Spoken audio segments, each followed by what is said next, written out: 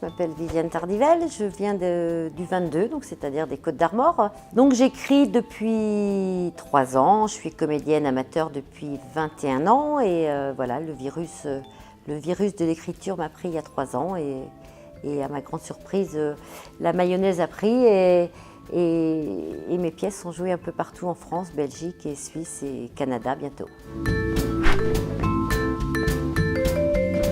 Alors il y a 3 ans, donc je cherchais, ce que j'étais de corvée, on va dire, de repérage de pièces pour ma troupe qui s'appelle les Fous Alliés. Et cette année-là, aucune pièce ne correspondait à notre distribution et je me suis dit pourquoi pas essayer d'en écrire une. Je l'ai écrite, je l'ai faite lire à mes compagnons de planche, on va dire, et tout le monde a adhéré. On l'a jouée, je l'ai mise sur Internet, sur les sites qui sont dédiés et ça a été un grand succès et fort de cette expérience, 2, 3, 4 et je suis à la 11e. Alors, Panique chez les Aristos, donc c'est la 3e pièce que j'ai écrite. Cette année-là, donc on s'est retrouvé avec une distribution un peu spécifique, c'est-à-dire que dans 9 fois sur 10 dans les troupes, il y a toujours plus de femmes que d'hommes. On s'est retrouvé cette année-là avec 5 hommes, 3 femmes. Donc on m'a dit remets-toi au boulot parce qu'il nous faut quelque chose. Moi je dis écoutez, je vais vous faire du sur-mesure.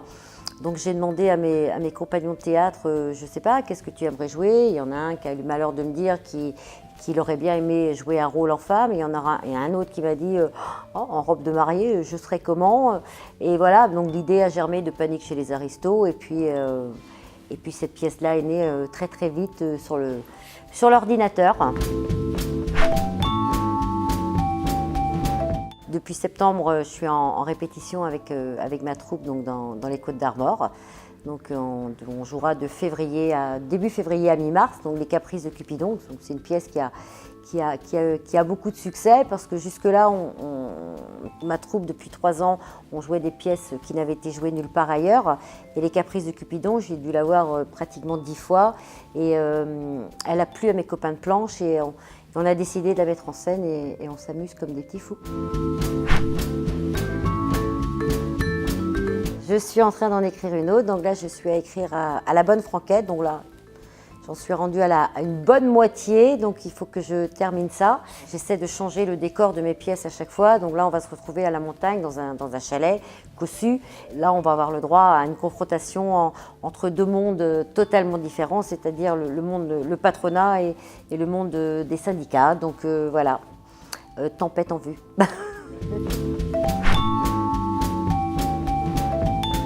Je vais vous dire, moi, mon moteur, bien sûr, c'est d'écrire, j'adore ça, mais la chose qui me fait le plus plaisir, c'est d'aller à la rencontre des troupes. Et je ne suis jamais déçue parce que c'est toujours des gens c'est toujours des bénévoles, c'est toujours des gens qui sont dans la bonne humeur, qui sont pleins d'entrain. Et on fait des rencontres merveilleuses. Pas plus tard que hier soir, j'étais à voir donc, cette même pièce, Panique chez les Aristos, en Belgique. Une troupe formidable, on a fini à 4h30 du matin, mais ça ne faut pas le dire. Et aujourd'hui, je suis à Saint-Germain-des-Prés dans le Loiret. Voilà, c'est toujours la même pièce, c'est toujours le même texte et on la redécouvre à chaque fois parce qu'elle est jouée totalement différent. Les personnages ne sont pas les mêmes et c'est une redécouverte à chaque fois et c'est ça qui est magique dans le théâtre, quoi. Donc ce soir, j'ai passé une excellente soirée avec un décor magnifique. Je crois que quand le rideau s'est ouvert, tout le monde a fait « waouh !» Et c'est vrai que le décor, c'est la première chose que les gens ont devant les yeux et là ils en ont eu plein la vue par le décor et plein la vue après par l'interprétation de cette troupe Coup de théâtre à Saint-Germain-des-Prés.